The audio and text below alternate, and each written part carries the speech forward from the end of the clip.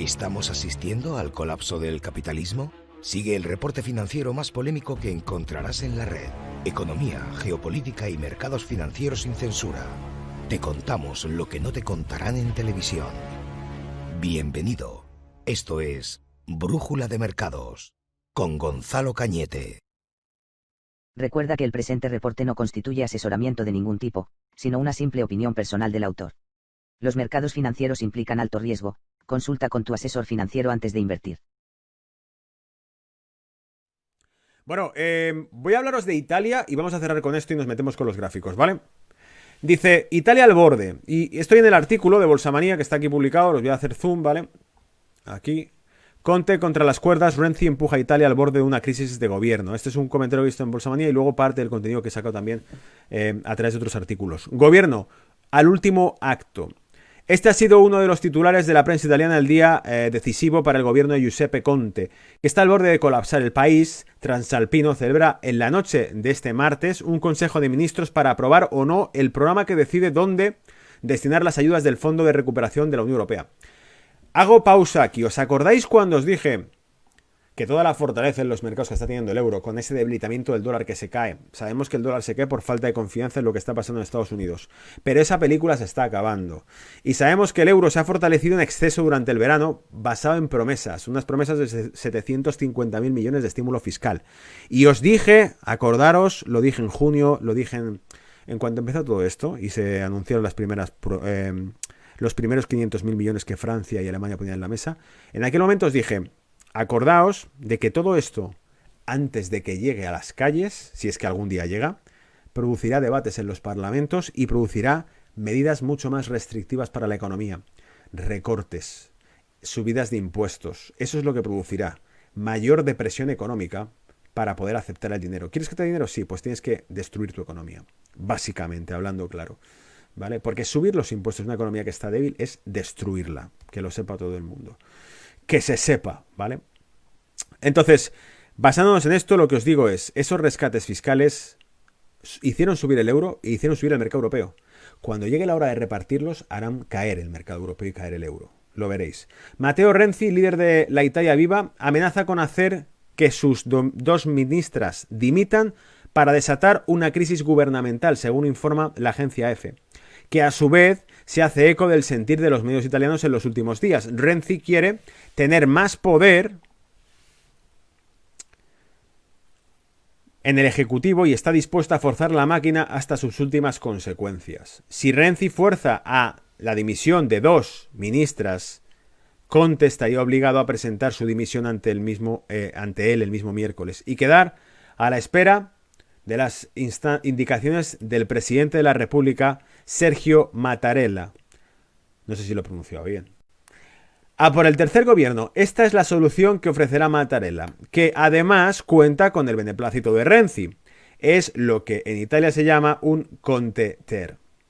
Una crisis controlada, con un ejecutivo distinto al actual, pero que no pierda una cabeza visible. Tras la habitual ronda de consecuencias posteriores a la dimisión de Conte, lo normal sería que se forme un nuevo gobierno de coalición basado en la misma mayoría, Movimiento 5 Estrellas, Partido Demócrata e Italia Viva, pero con un primer ministro distinto. La otra alternativa es que se forme un gobierno técnico que cuente con la participación transversal de las principales formaciones políticas, pero esté liderado por una figura externa, según señala la agencia. En la prensa transalpina se especula con que algunos nombres que se van desde el expresidente del BCE, Mario Draghi, hasta la expresidenta del Tribunal Constitucional, Marta Cartabia.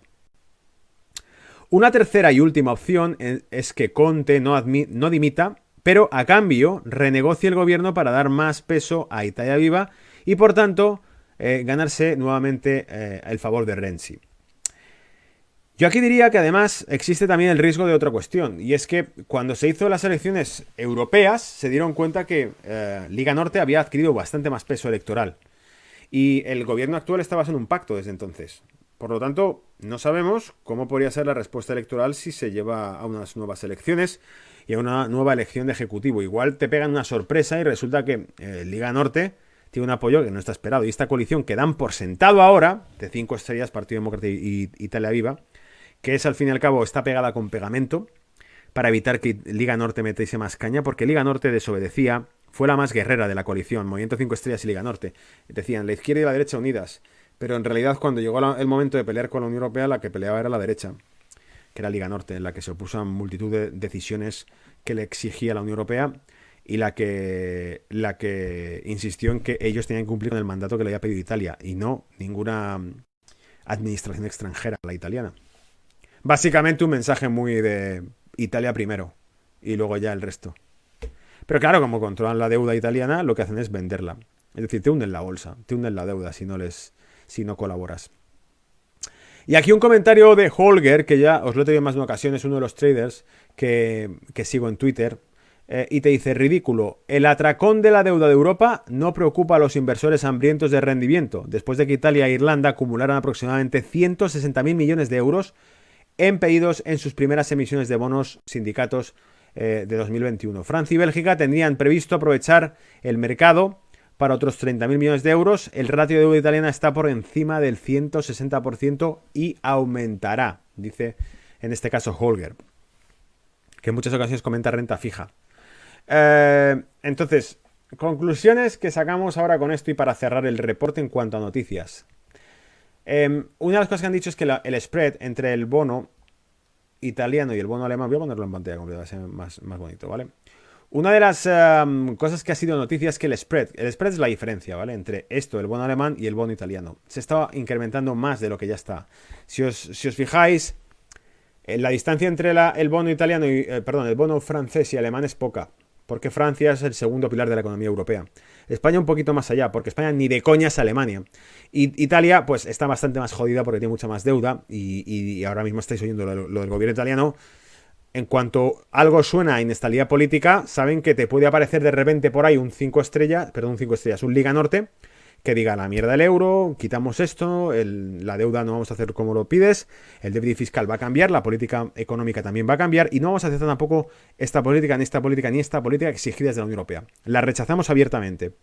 Como dijo el líder de Liga Norte, si me tienes que meter en la cárcel, me meterás en la cárcel, pero no voy a obedecer. Y en este caso, pues claro, te das cuenta que eso es lo que aumenta ese spread. La deuda gigantesca que tiene Italia, unida a la posible insurrección que pueda haber de sus líderes. Y con todo esto es con lo que finalizan la profecía que Brújula de Mercado te dio hace meses, que era, cuando se habla de 750.000 millones de deuda emitida europea, cuando se habla de 500.000 millones de estímulo puestos por Francia y por Alemania, se está hablando de la pelea que va a haber, las pataletas, los arañazos que va a haber cuando toque repartirlo en la jaula de grillos del Parlamento Europeo.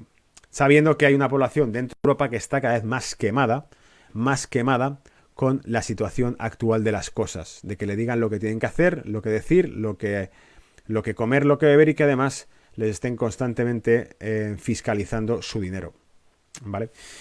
Bueno, con esto que ha quedado muy guerrero este final, yo creo que acabo de decir. Bueno, está aquí la borrachera de Europa. Después de que Italia, Irlanda y Eslovenia acumularan casi 200.000 millones de pedidos de sus primeras emisiones de bonos sindicatos del año pasado, los gobiernos de la región, incluidos Francia y Bélgica, están programando aprovechar el mercado para otros 30.000 millones. Voy a ir un poquito más al grano de esto, porque básicamente es un resumen de lo que os acabo de contar yo. La expectativa del estímulo fiscal significativo, una mayor oferta de bonos del Tesoro de Estados Unidos y tasas potencialmente más altas no han seducido al mercado, escribió Jens Peter Sorens, analista jefe del Deutsche Bank. Con el significativo exceso de liquidez y las tasas negativas, los inversores están persiguiendo el rendimiento. Es decir, aquí lo que nos decía el analista de Deutsche Bank, cosa que nosotros también sabemos y lo hemos comentado en Brújula de Mercado, es que como la tasa de interés es negativa, lo que vas es ansioso a buscar qué te puede dar un buen rendimiento y sea seguro. Y como el bono a 5 años, a 10 años, a 6 meses es negativo, te cobran por prestar, lo que busca es un bono que tenga cada vez más largo plazo. Por eso, lo que nos van a decir aquí probablemente sean que la curva de tipos, ¿os acordáis que la semana pasada la comentábamos? ¿Cómo tiene esta forma la curva de tipos? ¿Vale? Bueno, si lo pongo así se ve mejor, ya verás, porque está invertido esto. Pero va hacia arriba, ¿os acordáis?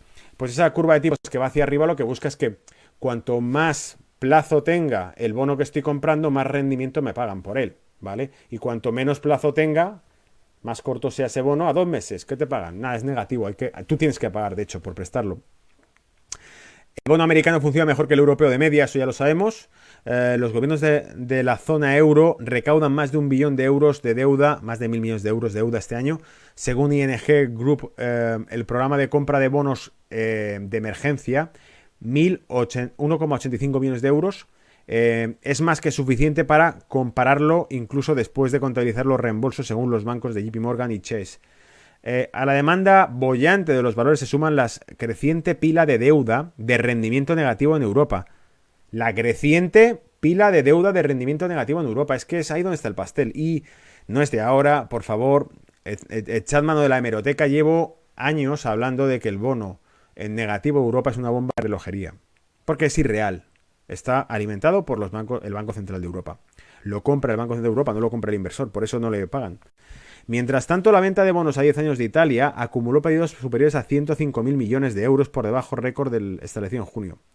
La emisión de bonos de la zona euro podría caer alrededor de 18.000 millones de euros, 32.000 millones de euros la próxima semana, según Commerzbank. Cuidado con eso porque eso sí que puede aumentar las primas, ¿vale?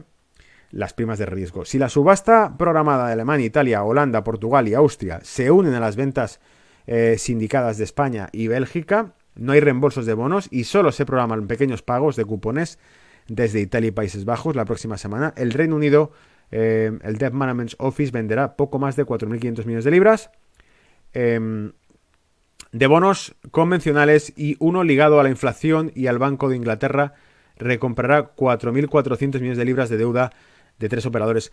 Quedaros con esto que os acabo de decir. Para empezar, dicen que se centrarán Italia en el pago del cupón y no el reembolso del bono. Tú le prestas 100.000 euros a alguien a un interés del 6%. Bueno, pues te va a pagar el 6%. Los 100.000 ya te los pagará en un futuro, ¿vale?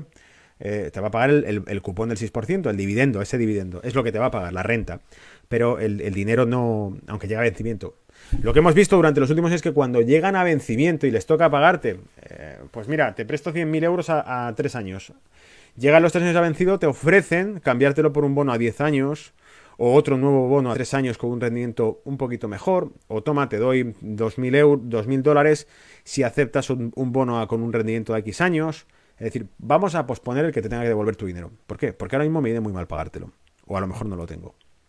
Y dice, el discurso de la formuladora de políticas del Bank of England, Silvia Tenriero, el lunes sobre las tasas de interés negativas sobre observados de cerca en busca de pistas sobre la posibilidad de tasas bajo cero.